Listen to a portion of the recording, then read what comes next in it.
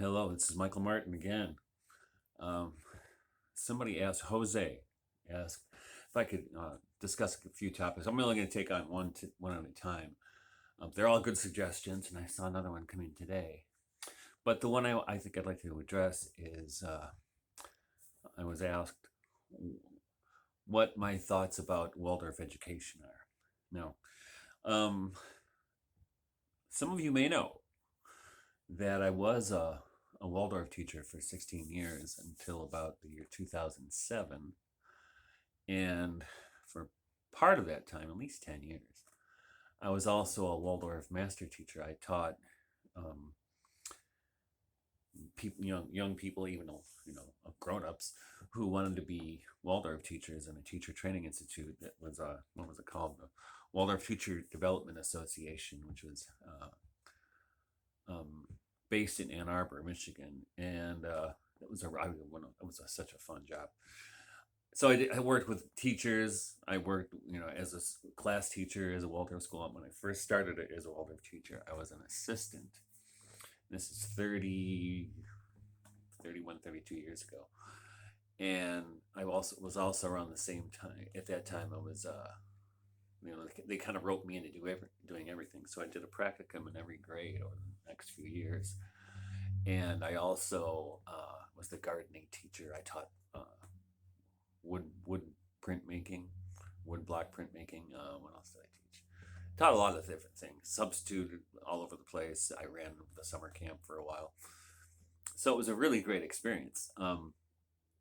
And I really liked the work. I mean, really, when I transitioned from being a Waldorf teacher to being a professor, I was kind of depressed because I remember telling a student, isn't it, I just said, I just feel like I'm not making a contribution. I guess nobody cares.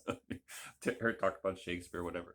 Nobody cares. But when I was teaching Waldorf school, you really felt like you were making a difference in the world. I mean, I don't know if I really was making a difference in the world, but I felt like I was making a difference in the world. And that made all the difference in the world. But anyway, I was asked to make a few observations and comments because I have written about it quite a bit certainly in Transfiguration. I wrote a lot about it, and I talk about it all the time because part of my identity is as a Waldorf teacher. I just that's it's like being the Masons, I guess. Once you're in, you're out. You're never out. Even though, gosh, it's been how long?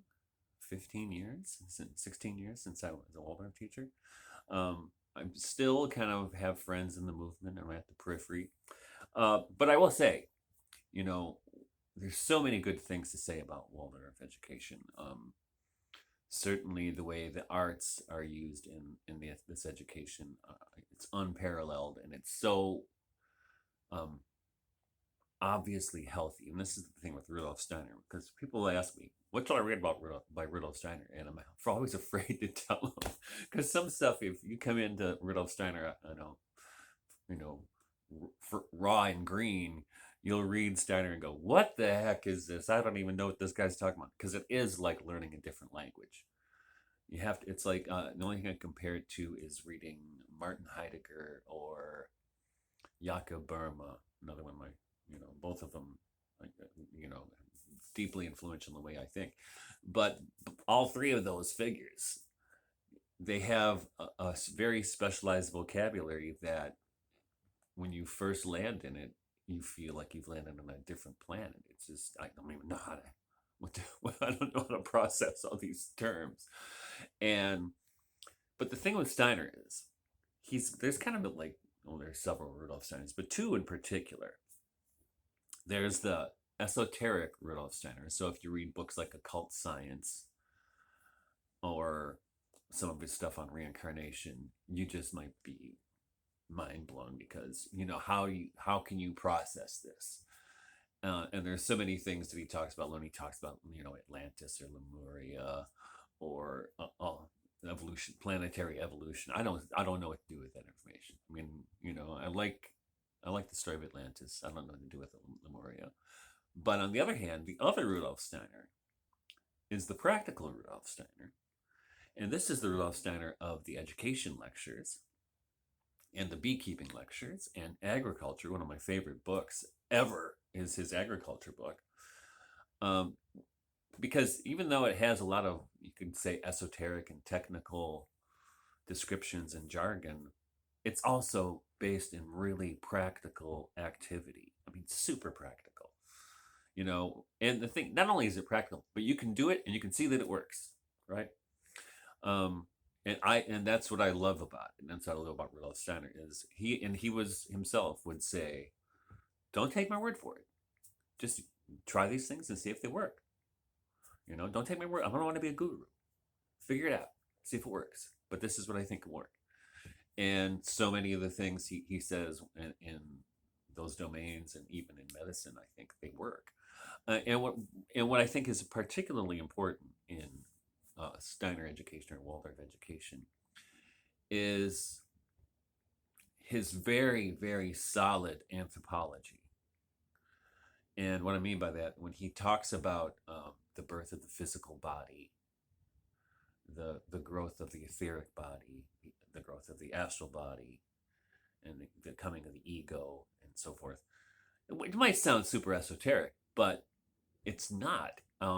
So when he talks about the etheric body, and you can look in, you can compare this to medieval Catholic philosophy, when they or even classical philosophy, when they would talk about the vegetable soul, the animal soul, and the self or the ego. And so we can see this in, so if you say you have a child's born, and anybody who's had kids has seen this happen, this kind of rapid growth that a child exhibits from actually from conception through puberty is, of course we have the physical body, but it's also the etheric formative forces, or the medievalists would say, call it the vegetable soul, which causes growth, and it's a growth that is unparalleled at other times. You don't you don't keep growing at that pace. And we see this in the constitution of a human being and a child, with not only the arrival of the baby teeth, but also with the loss of them, right? So when do children lose their baby teeth? Well, around the age of 7, right? And in a Waldorf educational environment, you really don't teach reading until the teeth have started to fall out, because you really want those formative forces of the etheric to build the body up. So, which is why you see in Waldorf kindergarten, the emphasis is on play and imitation and singing, right?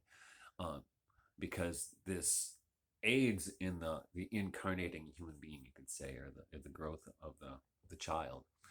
But then you see, after the change of teeth, which only starts at the age of 6 or 7, when reading is introduced, and I wouldn't say abstract concepts, but you get there with mathematics, which is kind of an abstract concept, but it's all told through story in a Waldorf school. And then the further point in dentition is, if you've ever had a 12-year-old kid, this happens, where their 12-year molars come out, and they don't come out like the front teeth when they're 7. They kind of come out in handfuls. Several of my kids, we'd be at dinner and lose 3 teeth at a sitting. It was kind of funny. But at that point, right, this is when he calls it the Rubicon, the real threshold at 11 or 12 years old, where children really come or start to come into their intellect. And you know this because why does nobody want to teach 6th grade boys? Because they're all smart asses, right? Because their intellect, the formative forces that have gone to forming their body have now moved up into the head, and they're all comedians and smart alecks. Which I actually, when I was a Waldorf teacher, that was my favorite period. In fact, I became kind of a specialist, because in a Waldorf school, if you don't know, the idea is, ideal, I should say, is that the teacher would stay with the same group of children from 1st through 8th grade, right? Class teacher. I never did that. The first time I went in, I took a grade 3 through 8, then I took a 6 through 8, then I took another 6 through 8, then I took a 7 through 8, I think, something like that. took a bunch of classes, but I usually did them at the end. But because, a lot of teachers didn't, were intimidated by their upper grades and didn't want to teach, for instance, algebra, but also the kids get unwieldy. And I was really good at it because, I was able to approach, like sixth grade boys or girls for that matter, in a way that met them where they were. And that's the one challenge in being a Waldorf teacher is you need to acquire kind of flexibility. You need to be very flexible in your soul. I mean, because there's a way you present yourself before younger children. And you'll notice this, first graders they never call you Mr. Martin. They say, teacher, I need help. But then the way you stand before fifth or sixth grade, you're a different person entirely. And then of course, when you teach high school, which I did a little bit, again, you have to stand before them as a different person. So you need to be able to be flexible. And this is a great story from Rudolf Steiner, for instance. And I think this is what I would always try to emphasize when I was in teacher training, is that there's a story that Steiner was working with this young man who was a teacher. And the night before the guy was going to give the lesson, he went over with Dr. Steiner. They sit together. He's with the guy, right? He's with the man who invented it, and saying, okay, so tomorrow you go in the classroom and do this, and this. Okay, got that, write it down. And so the next morning, the guy goes into the classroom and he delivers the lesson exactly like Dr. Steiner said. And then he meets with Dr. Steiner afterwards. And he said, well, what do you think? He said, that was horrible. This happened, you should have done this other thing. This other thing happened, you should have done this. I said, but the guy's kind of panicking. He's like, Dr. Steiner, but I did it just like you told me. He goes, yeah. But that was last night. This was today. And that's an important part. I mean, that's a great story. It's an important way to be a teacher, because it is an art and not a science. Right? That was last night. This is today. Another thing I really love about Waldorf education is the way the curriculum addresses the developmental stages of the child. Just give you a few examples, because I could do hours and hours on this topic. So first grade, for example, the primary method for delivering content, we could say in an academic sense, is through fairy tales or through stories, and in particular fairy tales. But as we know, right, people say, oh, they're so violent. They're just so violent. Well, the thing is, if you know Bruno Beetleheim's book, The Uses of Enchantment, there's a lot that these terrifying stories can teach us. That good prevails is one, but also the violence that's inherent in some of these fairy tales really mirrors the violence that's going on within the body of the child. And case in point, I mentioned dentition. It's the weirdest thing to be teaching first graders, and they all smile and realize, wow, nobody in this classroom has teeth in the front. Talk about violence, right? So that's one thing, and there's more to it than that. But those fairy tales, and the thing is, you tell them via story, not video. You can do a puppet show too, but very often it's mostly through storytelling. But because what that does is this also builds the formative, imaginative forces of the child. They're building the pictures within themselves. And you probably have seen the Waldorf dolls, which sell for an exorbitant price, but they're unfinished in a way. They're kind of rag dolls. Now, Rudolf Steiner did not say, "Hey, make these dolls that cost $250. It'll be great to raise money for school." No, he said, give them, a child doesn't need a fancy doll that opens its eyes and pees and and talks. What a child needs is a toy to make his or her imagination awaken. So if you give them something incomplete, like, so you have the doll has a rag head and just a couple sewn stitches for eyes. Well, the child's imagination will fill the picture in, and this is what you want to happen, right? My own daughter, May, she's 26. When she was a little girl, she made this doll out of a corn cob, a dried corn cob. And it didn't even have a face. I mean, but she had like a little cloth she put on it, like its little clothing. And she treated that thing like a baby. She was just so dear with it. But she was doing exactly what Steiner said, right? Is her imagination was completing the image of the baby, right? So it was alive in that way. And so continuing with the curriculum. So another point is,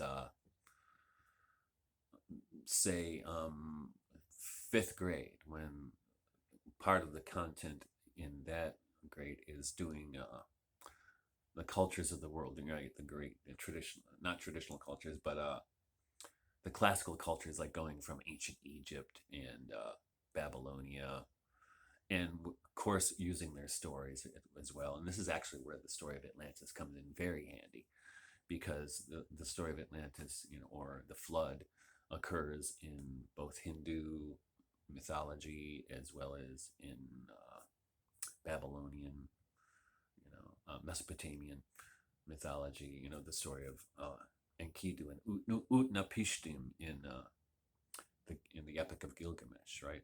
Is Noah, basically, or Manu in the Hindu scriptures, who's another Noah figure. Instead of the animals, he takes the plants for a ride in his boat. But you see what, and then later you get to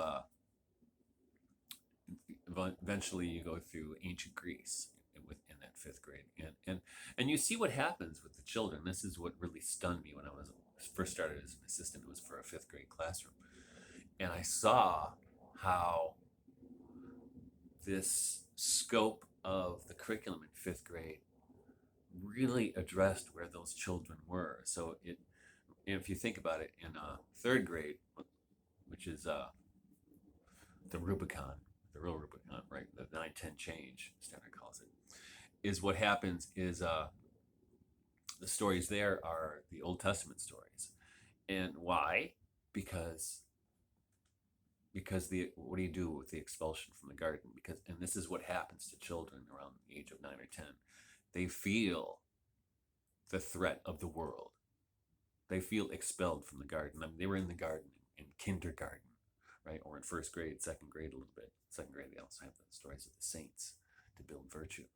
But third grade, you get the expulsion from the garden, and kids feel vulnerable, and they feel aware of time, right? And they become aware that their parents will die. My parents could die, which is terrifying for a child. And so those Old Testament stories give a purpose to life. And the other thing that happens in those in third grade is there's also an emphasis on learning time and building shelters, different, house building chapters. So you learn about different houses across different cultures, but also textiles, which, clothing. So you think about what kinds of clothing do we have, right? We have clothing from the animal kingdom, right? Leather or fur, like shoes are leather. We have clothing from the plant kingdom, whether it's linen or cotton, right? Like our animal kingdom, we have wool. Then there's silk. Where is silk from? It's kind of from the animal kingdom, but it's kind of a mysterious substance, right? So it's almost for Steiner, it would correspond to the ego. So you have the astral body, and you can think of just the way the person's clothed. So you think about, you have your physical body, then that's clothed with the things you wear closest to your skin are from the animal kingdom, right? Or from the plant kingdom. So you have cotton, cotton underwear. Now I'm wearing a cotton t-shirt right now. And then often what you wear around over that is from the animal kingdom, whether it's wool or whether it's leather or whatever happens to be. So it's kind of an interesting way to think about it. But the point is, in that third grade, is to make the child feel secure in the world. So it's really brilliant the way he does this. I don't want to get into everything, because I could do a wrap on each grade. But I will say, so one of the things I have been thinking about is how, and people have been asking me, is how Waldorf has changed over the years. Well, I'm sure when I started teaching in 1992, it was already changed quite a bit from the time of Rudolf Steiner. But I was lucky to have master teachers when I was learning to be a teacher who had actually been taught by people that Steiner taught. They're all gone now. And that was a wonderful experience. But so you still had a sense of um, the history and the tradition of being a Waldorf teacher. Um, Now it's very different from what I understand, and I don't. I mean, I know people who are still in the rooms, and actually some of my former students, who were kids in my class, are Waldorf teachers now. But I get the sense that Waldorf teachers today are not as deeply rooted in the writings of Rudolf Steiner and his philosophy and his pedagogy as we were in my day, or probably were even more before me. Which is sad, but I think it's a reflection of the kind of material conditions of Waldorf education, because Waldorf education is it's not public education; it's private education, and it's an expensive private education because it has to be. Because you can't have the kinds of quality materials for children to use, and you kind of imbue them with beauty in the classroom as well as the materials with which they work. And they don't have textbooks; they make their own books, right? The book comes out of them, which is another wonderful thing about it. But what happens is, because of that, and very often these schools are in urban settings, there tends to be a politically progressive parent body in Waldorf education. So as a result, you know what they say: who pays the piper calls the tune. so you see the student body, well, you see the faculty start to reflect the values of the parents. And that was something that always bothered me. I said, because there was always this need, because we need enrollment, right? So you're going to tell them what they want to hear, rather than, I would always say, we should tell them, this is what we are. This is okay if you don't like it, but this is what we do.